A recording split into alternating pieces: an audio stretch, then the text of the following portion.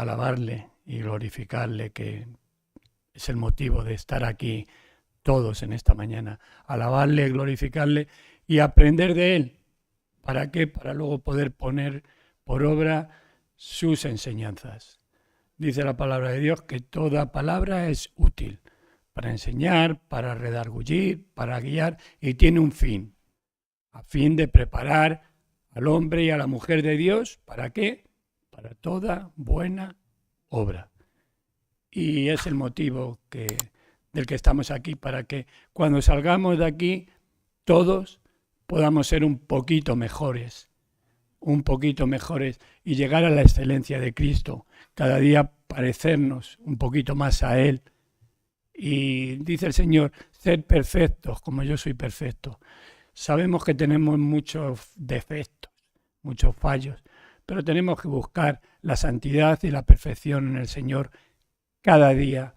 Y cada día pues vamos a tener que seguir pidiéndole perdón a Dios por nuestros errores, por nuestros fallos, pero cada día pues ser un poquito más a la imagen y semejanza de Dios. Amén. Bien, pues sí, esta mañana hemos cantado He decidido seguir a Cristo y de eso va el tema. Bueno, creo que por los grupos ya habréis visto que Andrés ahí también está siempre pues para sacar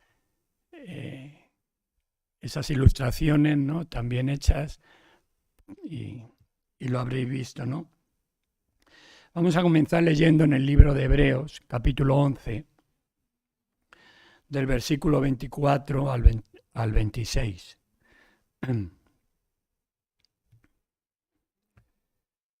Dice así la palabra de Dios: por la fe, Moisés, siendo ya grande, rehusó llamarse hijo de la hija de Faraón, escogiendo antes ser maltratados con el pueblo de Dios que gozar de los deleites temporales del pecado, teniendo por mayores riquezas el vituperio de Cristo que los tesoros de los egipcios, porque tenía puesta la mirada en el galardón. Que Dios nos bendiga con su palabra. Dice que Moisés escogió antes ser maltratado junto con el pueblo de Dios.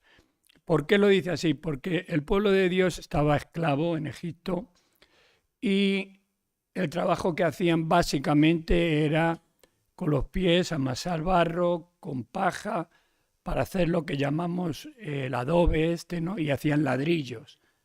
Entonces ahí estaban los egipcios con el látigo y como no te pusiese las pilas, ras, te atizaban. O sea, eran maltratados porque eran esclavos. Luego el mismo Moisés vemos como el Señor lo pone al frente de esa liberación del pueblo de Dios, la salida de Egipto, el Mar Rojo, todo esto que ya conocemos. Y Moisés tenía todo, pero prefirió dejar esas riquezas para seguir a Cristo. ¿Por qué? Ahí está la clave. Dice, porque tenía puesta su mirada en el galardón.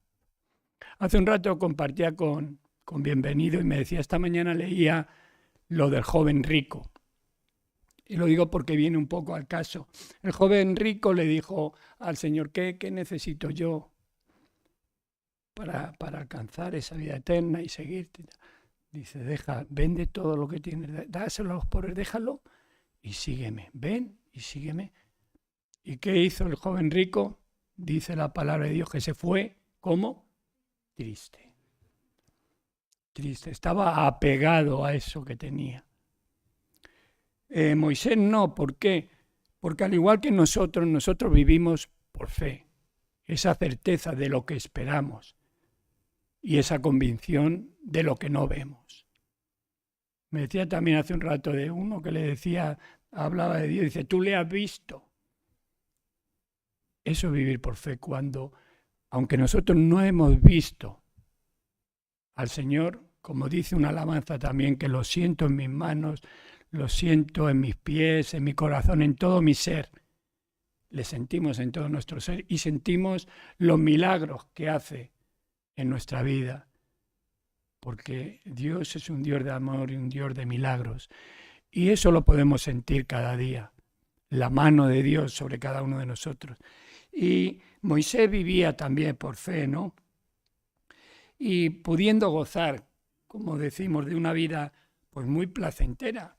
Él estaba en el palacio de Faraón, el hijo de la hija del Faraón lo tenía como su hijo, o sea que era como el nieto de Faraón, y pues una vida placentera, tenía todo lo que puede desear alguien humanamente, terrenalmente, ¿no? Tenía riquezas, tesoros, tenía pues todas las mujeres que le daba la gana, tenía todos los lujos que quería, pero claro, esas riquezas que nosotros podemos desear o que este mundo desea son temporales, son cosas pasajeras.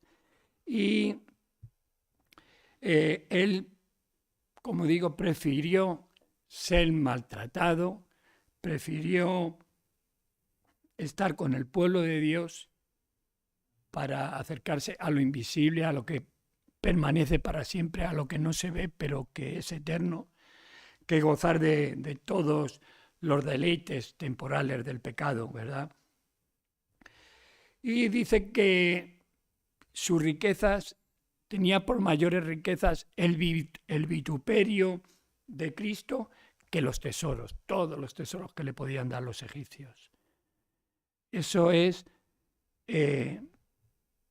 porque, como os he dicho, la clave, porque tenía la mirada puesta en el galardón. Y nosotros, ¿qué recompensa esperamos de Dios, de Cristo? ¿Qué recompensa esperamos? Ese galardón, la vida eterna, la salvación para nuestras almas. Y él tenía puesta su mirada allá, en el galardón, en la vida eterna, ¿verdad? Aquí vemos a un hombre que decidió seguir el camino que le iba a llevar a la salvación, seguir a Dios, seguir a Cristo, porque sabemos que Cristo estaba ya desde el principio. Dios hizo los cielos y la tierra y dijo Dios, habló el Verbo, habló Jesús. Ahí estaba ya la Trinidad y el Espíritu estaba rodeando la tierra, ¿no? O sea, Cristo está desde el principio, porque Cristo es Dios, ¿no? Él decidió seguir a Cristo. Y podemos tener muchas definiciones de decir, bueno, ¿qué significa para mí seguir a Cristo? Para mí seguir a Cristo es el negarme a mí mismo. Creo que es una de las definiciones pues, más correctas, ¿no? Aunque hay, pues mira, yo he decidido seguir a Cristo por esto, por lo que ha hecho en mi vida. Están todas bien. Pero el seguir a Cristo conlleva a que se tiene que negar uno a sí mismo para servirle a Él. Y eso es lo que hizo Moisés. Se negó a sí mismo, dejó todas las riquezas que le podían ofrecer para poner su mirada en lo que no ve, en lo que no se ve, en el galardón, ¿verdad? Pero bueno, hermanos, en este mundo es así, este mundo nos quiere atraer de alguna forma con muchos escaparates. Vemos los escaparates del mundo, como pueden ser también las redes sociales, los medios de comunicación. Y si no tenemos cuidado, Satanás utiliza mucho los medios audiovisuales. Lo que vemos y lo que oímos puede llegar a nuestro corazón y corromperlo y contaminarlo. Entonces, nadie está libre de la tentación. En la palabra de Dios no te dice que vas a estar libre de la tentación. No fue Cristo tentado en el desierto. Y fíjate si es astuto, fijaros si es astuto Satanás. después de 40 días, Cristo en el desierto, que no había comido, ¿qué es lo primero que le dijo? Si eres el Hijo de Dios, haz que estas piedras se conviertan en pan. Ahí está la tentación. ¿Y qué le contestó? ¿Con qué contestó Jesús? Con la palabra de Dios. Por eso es muy importante conocer la palabra de Dios. Y le dijo, no solo de pan vivirá el hombre, sino de todo lo que sale de la boca de Dios. Después, ¿qué hizo también? Pues también le subió a un pináculo, a lo más alto. Y le dijo, mira, ¿ves todo lo que? Pues todo eso te lo voy a dar si delante de mí te postrares y solo a mí adorares. ¿Y qué le contestó Jesús? Igual, con la palabra de Dios. Al Señor tu Dios adorarás y todo solo a Él servirás, ante Él te postrarás. O sea, siempre la palabra de Dios tiene que estar en nuestra vida para resistir a Satanás. Dice, resistir al diablo y Él huirá de vosotros. Porque la tentación está ahí y Satanás siempre va a tratar de subirte a lo más alto y cuando estés en lo más alto te va a dejar caer y te vas a despeñar. Eso es la tentación. Yo no sé si lo he compartido alguna vez, sabéis lo que son los tornados. Esto yo no he visto en persona uno, pero en la televisión creo que estamos cansados de ver por ahí, por Estados Unidos y por ahí, que hay muchos tornados. Como ese tornado levanta incluso casas, coches y los sube y cuando están ya arriba caen, se despeña. Porque una cosa es ser tentado que es un ataque que viene desde fuera hacia tu vida. Y otra cosa, si no resistes esa tentación, otra cosa es entrar. Y cuando entras en la tentación es como el que entra en ese tornado. Empieza a zarandearte y ya no hay salida, ya has entrado. Y cuando estás en lo más alto, te despeñas, como le pasó al hijo pródigo, por ejemplo. ¿Qué le pasó al hijo pródigo? Padre, dame la parte que me corresponde de mi herencia. El padre se la dio a gozar de todos los deleites de este mundo. Tenía todos los amigos que quería. Porque en el mundo tanto tienes, tanto vales. Es lo que reina en este mundo. Todos los placeres de este mundo. Amigos, mujeres, comidas, de todo. Cuando ya estaba en lo más alto, se quedó sin nada. ¿Y qué pasó? Que pasaba hambre. Y ni las algarrobas que les daban a los cerdos le daban. Gloria a Dios que él tuvo la oportunidad y se arrepintió y volvió al Padre. Que si alguna vez entramos en la tentación, podamos reconocerlo, recapacitar, arrepentirnos y volver al Padre, porque el Padre siempre va a estar como dice la parábola del hijo pródigo, con los brazos abiertos, dispuesto a recibirte y a hacer fiesta y a alegrarse y a gozarse contigo porque ese hijo que había perdido ha vuelto. Como esa oveja que se perdió de las 100, 99 bien y fue a buscarla. Pues el Señor siempre te busca, ¿verdad? Vamos a resistir a Satanás para que él huya siempre de nosotros. Yo tengo aquí 3 casos de personas que querían seguir a Cristo. Y vamos a compartir un poquito de cada caso. El primer caso está en Lucas 9, capítulo 9. Hay muchos casos, pero bueno, pues yo he elegido 3, porque si no, no terminaríamos aquí en toda la mañana y los que estamos aquí, que casi ninguno ha votado, alguno creo que sí, ya me ha dicho, pero bueno, hoy tenemos ese derecho y esa obligación, el que la quiera agarrar así. y no me quiero extender tanto tampoco. Entonces, solo 3. Dice, yendo ellos, uno le dijo en el camino, Señor, te seguiré a donde quiera que vayas. Y le dijo Jesús, las zorras tienen guaridas y las aves de los cielos nidos, mas el Hijo del Hombre no tiene dónde recostar la cabeza. Ya Jesús les estaba advirtiendo desde un principio que no sería fácil seguirle.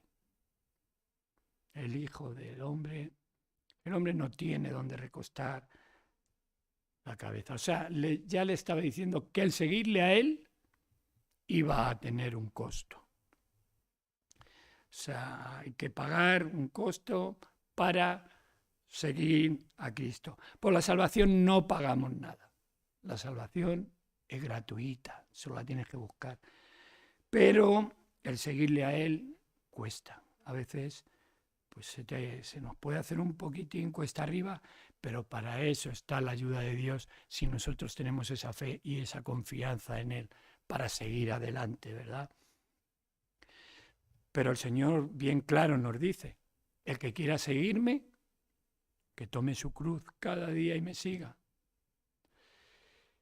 Jesús desde ya estaba diciendo que seguirle a Él pues no garantizaba bienestar en esta tierra, sino más bien a veces sufrimientos, a veces peligros, persecución.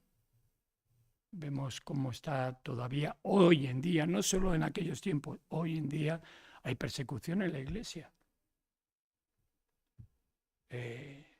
Yo he vivido en sitios donde hay persecución. En México, por ejemplo, en la parte de Chiapas, ya casi cerca de Guatemala y todo eso, hay persecución.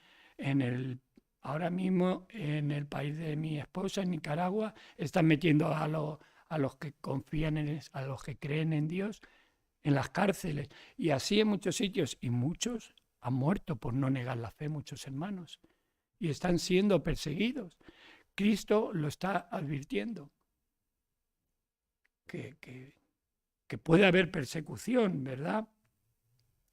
O sea, Jesús no viene a entregar un mensaje que agrade a la gente, que te haga sentir bien, que levante tu autoestima o que sea motivacional, ¿no? Él no dice, mira, mi mensaje tiene que ser atractivo, ¿no? Jesús no vino a entregar un mensaje como en algunos sitios se hace a gusto del cliente, ¿no? Sino conforme al corazón de su Padre. Y ese es el mensaje del Señor, conforme al corazón del Padre. Él no viene con engaños. ¿Por qué? Porque Él es la verdad. Él es el camino que tenemos que seguir, la verdad y la vida que tenemos que continuar siguiéndole, ¿verdad? Y ahí, si seguimos a la verdad de Cristo, es donde vamos a obtener salvación y vida eterna. El segundo caso que vamos a desarrollar un poquito está en Lucas 9, capítulo 9, el versículo 59 y 60. Y dijo otro, sígueme. Él le dijo, Señor, déjame que primero vaya y entierre a mi padre. Jesús le dijo, deja que los muertos entierren a sus muertos, y tú ve y anuncia el reino de Dios. Jesús le está reafirmando que nada puede anteponerse a seguirle a Él. No podemos esperar primero asegurarnos de nosotros mismos y tratar de tener alguna garantía que nos permita asegurar, por ejemplo, pues nuestro futuro, para después decidir seguirle. Conocemos la historia de Ananías y Zafira. Para el que no la conoce o la quiera ver, no la vamos a leer, la vamos a desarrollar un poquito, pero está en los Hechos de los Apóstoles, en el capítulo 5, ahí podéis ver la historia de Ananías y Zafira. En los primeros tiempos, en el libro de Hechos, capítulo 4, creo que es en el 32, algo así, habla de los primeros cristianos, cómo se reunían, cómo alababan todos juntos al Señor. Y hay una parte también en el libro de los Hechos que dice que todo lo que tenían lo vendían y lo ponían a los pies de los discípulos. Y los discípulos repartían entre ellos conforme a la necesidad de cada uno. Así que no había necesidad entre ellos. Claro, las personas que lo veían desde fuera, cómo ellos se alegraban, cómo ellos vivían siempre gozosos, alabando al Señor, pues tenían cierta envidia y muchos se agregaban. Y Ananías y Zafira tenían una heredad y pues también querían formar parte de ese gozo, de esa comunidad que había ahí. Pero ¿qué ocurrió? Que vendieron su heredad y claro, el cristiano no puede tener doble bolsillo. El que hizo dijo, bueno, por si acaso, no, él no lo dijo, pero yo creo que en su pensamiento sería, por si acaso vamos a guardarnos algo en el bolsillo por si nos van mal las cosas. Y así hizo. Y creo que Pedro le dijo, teniendo esta heredad no era tuya, ¿por qué has hecho esto? ¿Por qué has hecho esto? No tenías necesidad, si es tuyo. ¿Por qué has contristado al Espíritu Santo? ¿Piensas que has engañado a Dios? ¿Y qué ocurrió? No le dio una palmadita al Señor, venga, estás perdonado, ¿no? Sino que lo fulminó ahí. Y luego entró la mujer, Zafira, y le ocurrió lo mismo. Los dos fueron ahí, fallecieron los dos. O sea, es serio. Es serio. Sigues decidiendo seguir a Cristo. Amén. A veces decimos, Señor, mira, deja que termine algunos jóvenes mis estudios y ahí te puedo seguir luego con todas mis fuerzas. Los más adultos, mira, señores, trabajo mucho, pero hago muchas horas extra, pero para la casa que tú me diste, bueno, yo digo la que tú me diste o la que tú querías, ¿verdad?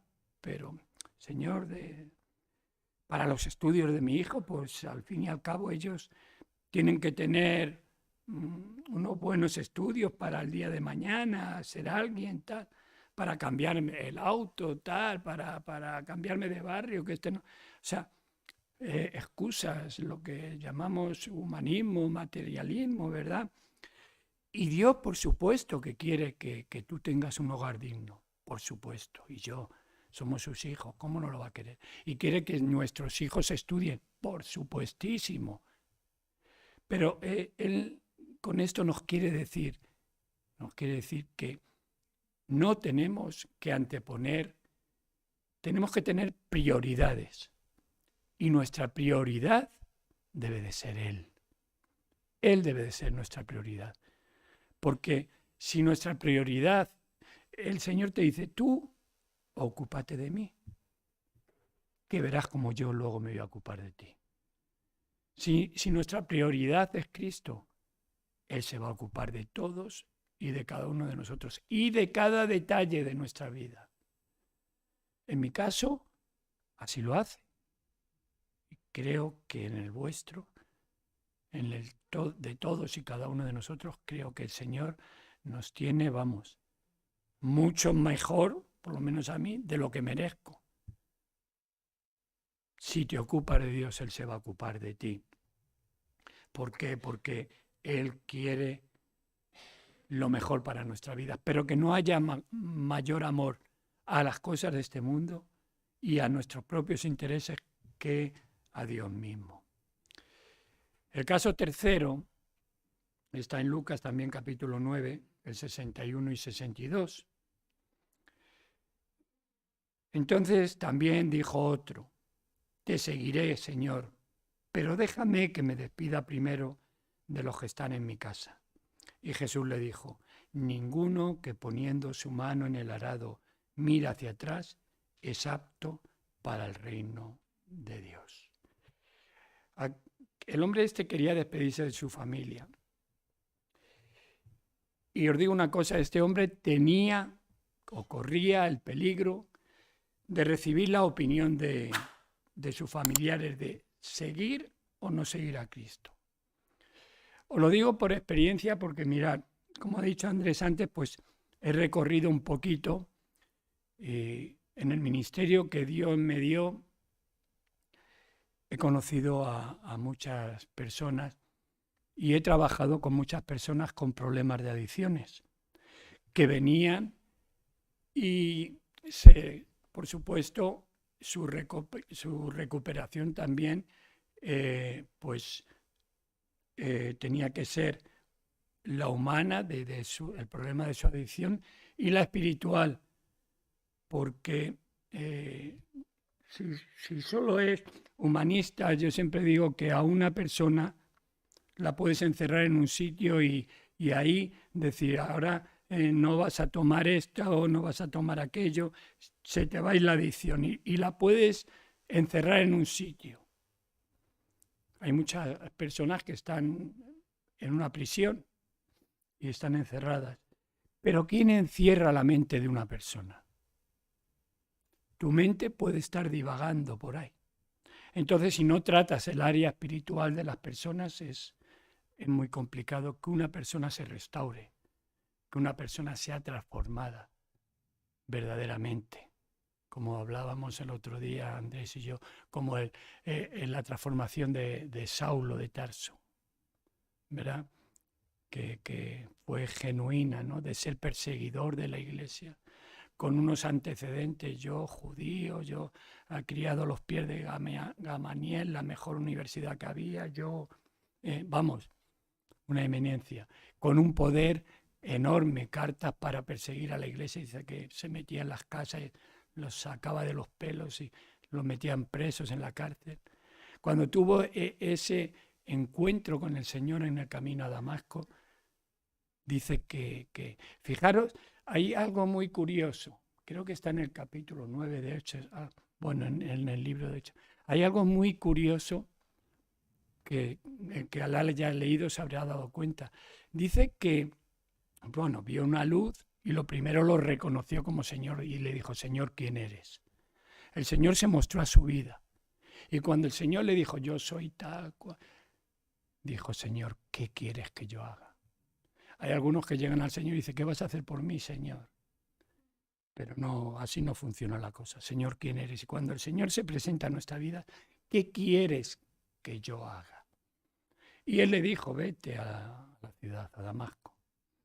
Y allí entró en casa de Judas. Y había allí un hombre, Esteban, que Dios le dijo, mira, vete a casa de Judas y allí está Saulo de Tarso. Cuando le dijeron eso a Esteban, madre mía, conociendo los antecedentes de Saulo como perseguidor de la iglesia, dice, porque él lleva 3 días en casa y ni come ni bebe. O sea, había tenido un encuentro con el Señor tan grande, tan personal, que ya al momento estaba ayunando. Pero no solo eso. Y dice, y él ora. O sea, ya estaba orando. Ya rápido. Dice, y ha visto en visión. O sea, Saulo de Tarso, cuando tiene ese encuentro con el Señor, ayuna, ora y tiene visión. Y hay mucho pueblo de Dios que no tiene visión y dice la palabra de Dios que el pueblo sin visión perece. Fijaros qué maravilla la transformación de Saulo de Tarso. ¿Verdad? Yo le decía que es muy conocido esto, ¿no? Que como los gusanos de inmundicia, ¿no? Que se convierten en lindas mariposas. Una transformación de ser una cosa en otra. Entonces, este hombre corría el peligro de que su familia le dijese. ¿Por qué os lo digo? La experiencia que yo tengo, porque estas personas que se venían a rehabilitar de adicciones, ya con 2 o 3 meses, pues llamaban por teléfono a la familia y muchas veces le decían, ¿y qué haces ahí? Y ya habían, como tratamos el área espiritual, ya estaban empezando a conocer de la palabra de Dios, del Señor. Y no, mamá, mira, no, papá, que mira, o tío, o primo, hermano, que estoy muy a gusto, que vamos a los cultos. Ah, deja tú eso, hombre, y vente y trabajas y ayudas a tu madre y tal. Y a mí me decían, Javi, ¿qué te parece? Digo, me parece que vas otra vez en picado. Porque, primero, no llevas el tiempo necesario y segundo, no has tenido un encuentro con el Señor, que es lo más importante para luego enfrentarte a lo que hablábamos antes, a la tentación, a resistir. A los 4 días, y este hombre pues tenía el peligro, corría el peligro también de que sus familiares tuviesen una opinión contraria a seguir a Jesús. Y dice, cualquiera que poniendo su mano en el arado mira atrás no es digno de anunciar el reino de Dios. El agricultor, cuando pone sus manos en el arado para hacer los surcos para la siembra, no mira para atrás, ni a un lado ni a otro. ¿Por qué? Porque si mira para un lado o para atrás, corre el peligro de torcer el surco, ¿no? ¿Qué hace el agricultor? Mira al frente a un punto fijo y ahí va para no desviarse. ¿Qué tenemos que hacer nosotros? Mirar a Jesús. ¿Para qué? Para no desviarnos del camino. Por eso dice que el que pone su mano en el arado no mire, sino que mire a Jesús, para que no nos desviemos. ¿Por qué?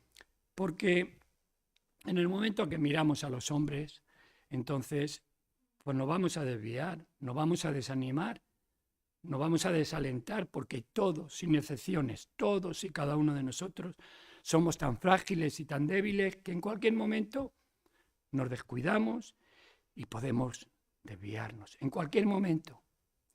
Aquí en los 3 casos que hemos comentado, pues yo no sé qué ocurrió con estos hombres, no lo sé, pero sí se ve algo en común para todos en el mensaje de Cristo.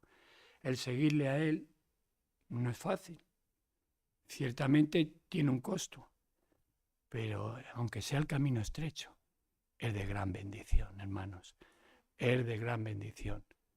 Vamos a tener que pasar pruebas, pero ¿y en la vida los que no conocen al Señor?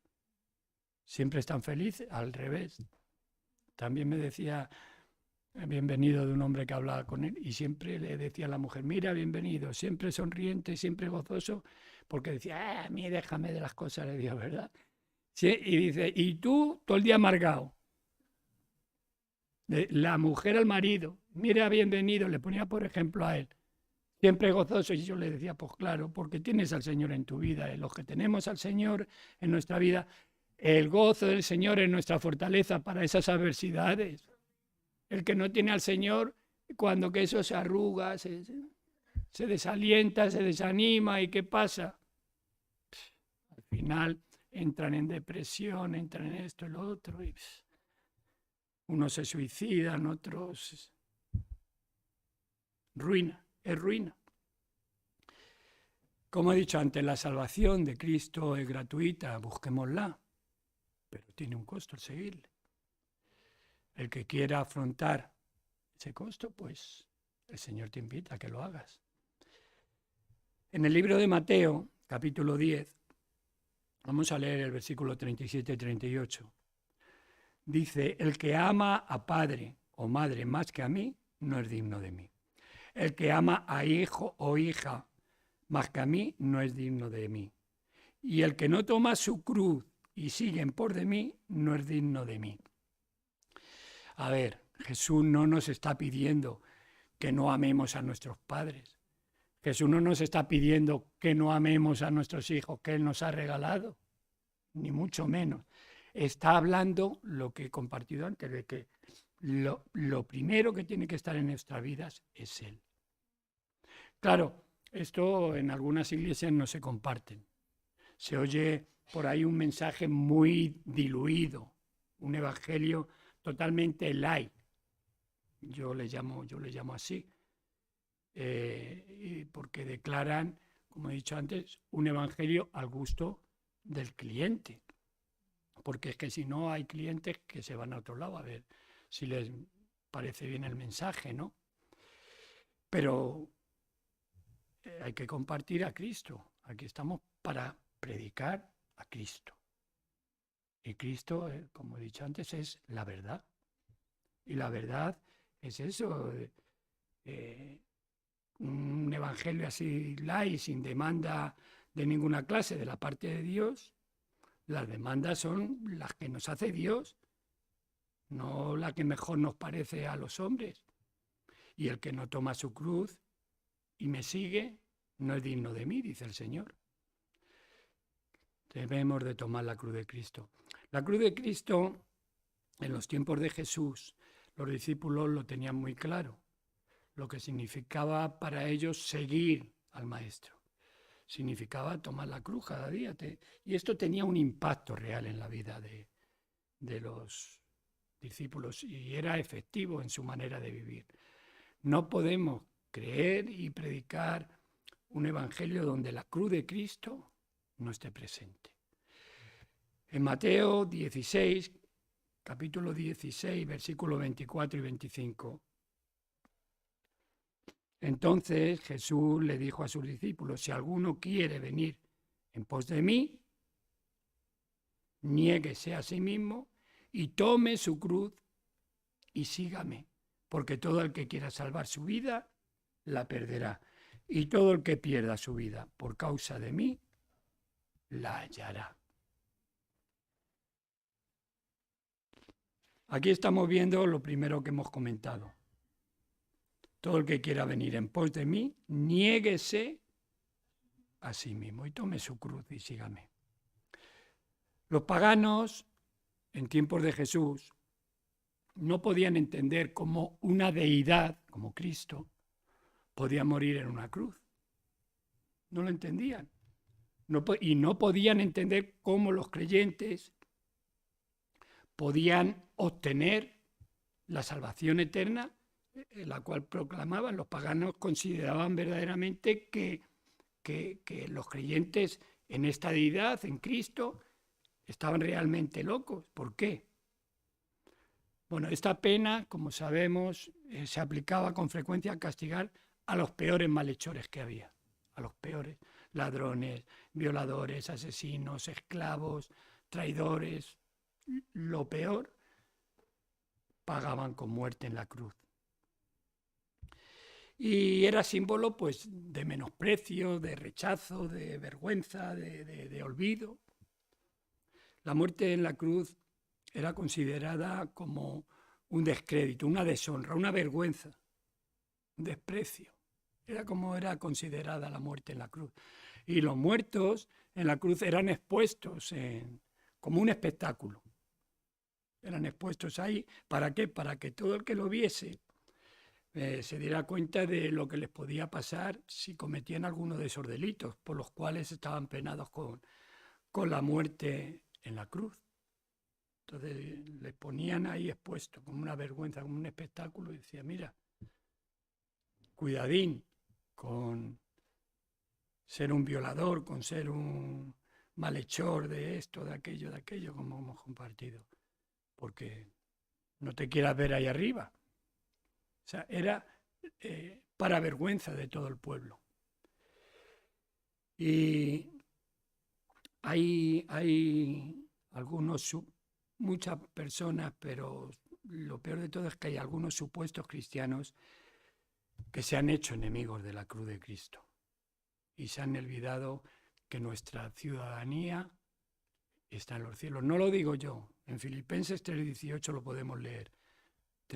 Capítulo 3, versículo 18 al 20. Dice: porque por ahí andan muchos, de los cuales os dije muchas veces, y aún ahora lo digo llorando, que son enemigos de la cruz de Cristo, el fin de los cuales será su perdición, cuyo Dios es el vientre y cuya gloria es su vergüenza, que solo piensan en lo terrenal. Mas nuestra ciudadanía está en los cielos, de donde también esperamos al Salvador, al Señor Jesucristo. Como digo, las Escrituras nos instan a que miremos las cosas de arriba, al mundo espiritual, al mundo invisible, a lo que no se ve. Todo el mensaje de Cristo estuvo centrado en obtener las cosas que perduran, las cosas que son eternas, y no en lo que perece en esta tierra. Seguir al Maestro significaba aceptar toda su enseñanza, toda la enseñanza de Cristo, pero cuando los acompañaban los discípulos de él, se suponía que caminaban literalmente tras el Maestro.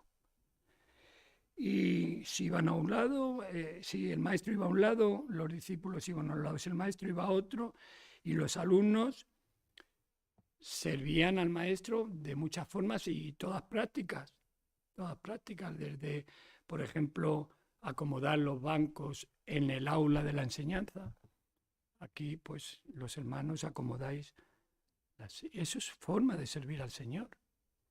Y los alumnos servían al Maestro, pues, incluso cocinaban muchas veces para el Maestro, los alumnos del Maestro. Era una práctica común en los tiempos de Jesús. Y Jesús los hace un llamado para que lo sigan haciendo hoy en día. Seguir a Cristo entonces significaba creer que era el Mesías, que Él era el ungido, el enviado de Dios. Por tanto, significaba su salvación. Pero igualmente hoy, en nuestros días, entonces había mucha incredulidad, pero hoy también en nuestros días hay mucha incredulidad, mucha comodidad, como hemos visto antes, muchas excusas para seguir al Señor, mucha religiosidad. Pero el mismo Dios nos hace hoy un llamado. Y te lo está haciendo ahora mismo, si todavía no has tomado la decisión. Cuando los predicadores de hoy recordamos el mensaje del Señor, las personas que lo oyen y nosotros también, los que los compartimos, debemos de tomar una decisión. Sobre todo el que no la ha tomado, pero todos los días nosotros debemos de renovar ese compromiso con el Señor.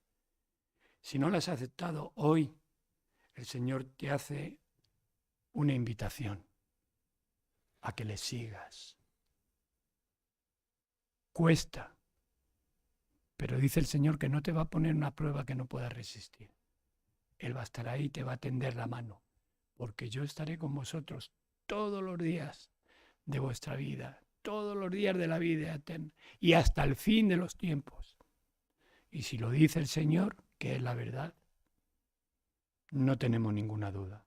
El Señor está aquí, el Señor está con nosotros. Si todavía no has dado el paso, dalo. Hoy te da el Señor esta oportunidad de poder seguirle a Él, de que te pongas en sus manos para que Él produzca una transformación tan genuina como la de Saulo de Tarso. Porque para seguir a Cristo, hermano, lo tengo que decir, no basta solo con entusiasmarte. Hay muchas personas que van a la iglesia y se entusiasman con la alabanza, se entusiasman con la palabra. ¡Ay, qué bien la alabanza de hoy hemos salido! ¡Ay, qué bonita! ¡Ay, qué bien ha predicado hoy el pastor, el predicador, cómo me ha gustado! No basta solo con ese entusiasmo. La fe sin obras es muerta. No solamente basta con creer en Dios, como decía antes Andrés, creer en Dios. No solo basta con creer en Dios, porque el diablo también cree. Hay que creerle a Dios, creer en Él y creerle a Él.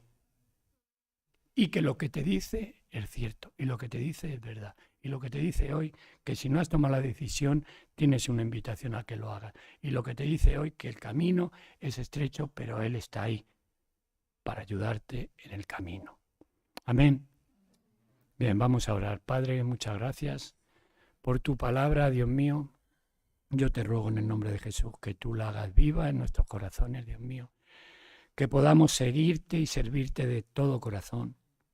Guíanos, Padre, porque nosotros por nosotros mismos no podemos, pero contigo todo lo podemos, porque tú nos das las fuerzas para seguir adelante cada día. No permitas que nos desviemos a diestra ni a siniestra, sino que, como el agricultor, te miremos a ti y solo a ti, Dios mío, que eres el dador de la vida.